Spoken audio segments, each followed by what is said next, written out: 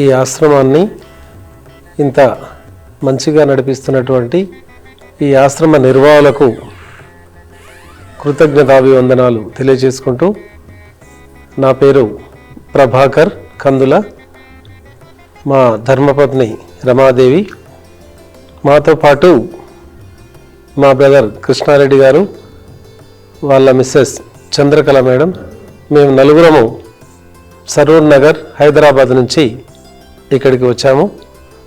ఇక్కడ ఆశ్రమం నడుస్తుంది.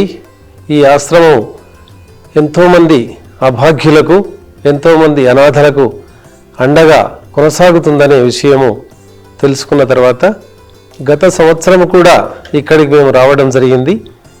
గత సంవత్సరం వచ్చినప్పుడు అప్పుడప్పుడే పుణ్యలింగేశ్వర స్వామి ఆలయము ఫౌండింగ్ స్టోన్ రూపుదాల్చుకుంటుంది. ఆ పుణ్యలింగేశ్వర స్వామి ఆలయం అక్కడ ఉన్నటువంటి ఆ లింగాన్ని దర్శించుకొని ఇక్కడ అభాగ్యుల కోసము, ఎంతోమంది అనాథల కోసము కొనసాగుతున్నటువంటి ఈ ఆశ్రమాన్ని, దానికి సంబంధించినటువంటి ఎంతోమంది నిరాశ్రయులు ఉన్నటువంటి వారందరికీ ఇస్తున్నటువంటి సేవలు, అది భోజన రూపేణ కావచ్చు, ధన రూపేణ కావచ్చు, వస్తు రూపేణ కావచ్చు, వైద్య సేవల రూపేణ కావచ్చు, అవన్నీ సేవలకు సంబంధించినటువంటి ఈ ఆలయంలో కూడా మేము దర్శించుకొని అవన్నీ చూసి మేము మాకు తోచినటువంటి సహాయము, ఫుడ్ గ్రెయిన్స్, రైసు అందచేసి వెళ్ళాము. మళ్ళీ సంవత్సరం తర్వాత ఇక్కడ కార్యకలాపాలు ఎలా జరుగుతూ ఉన్నాయి, ఇక్కడ సేవా కార్యక్రమాలు ఎలా కొనసాగుతూ ఉన్నాయి, ఈ సేవలో మేము కూడా మా వంతుగా పాలు పంచుకుందాము అనే ఒక దైవ సంకల్పంతో, ఒక మా ఇష్టానుసారంగా ఈరోజు ఎంతో పవిత్రమైనటువంటి రోజు, మన సాంప్రదాయంలో పండగలు మొదలు కావడానికి తొలి మెట్టుగా భావించేటటువంటి తొలి ఏకాదశి పర్వదినాన ఇక్కడ ఈ సేవలో భాగమవుదామని మేము నలుగురము వీడికి రావడం జరిగింది.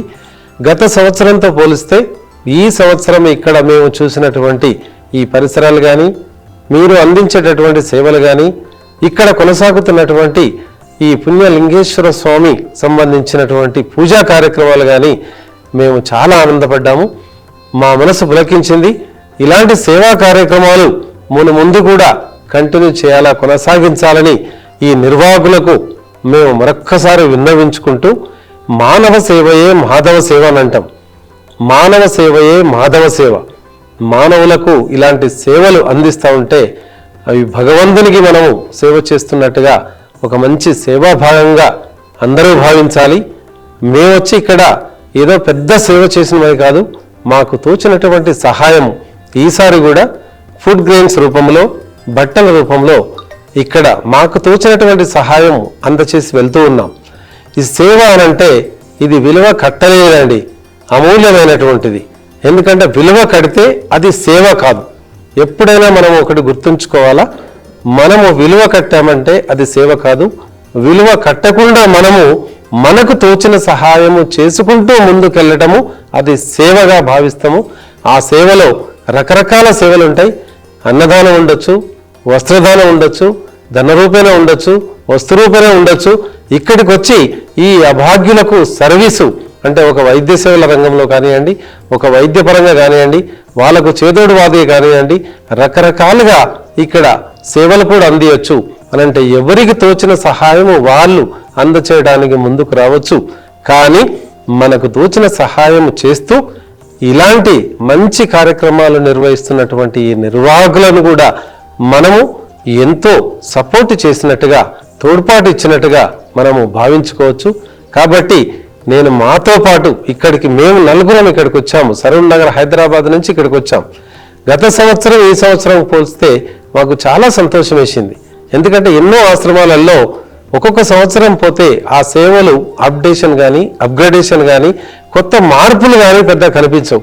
కానీ ఇక్కడ మాత్రము చాలా మార్పులు, చాలా అప్డేషన్, టెక్నాలజీ పరంగా కూడా ఫోన్ నెంబర్ ఇవ్వగానే ఆ ఫోన్ నెంబర్ కొడితే డీటెయిల్స్ అన్నీ ఎవరెవరు దాతలు ఎలా సేవ చేస్తున్నారు ఇక్కడికి వచ్చి అనేది కూడా కనపడుతుంది.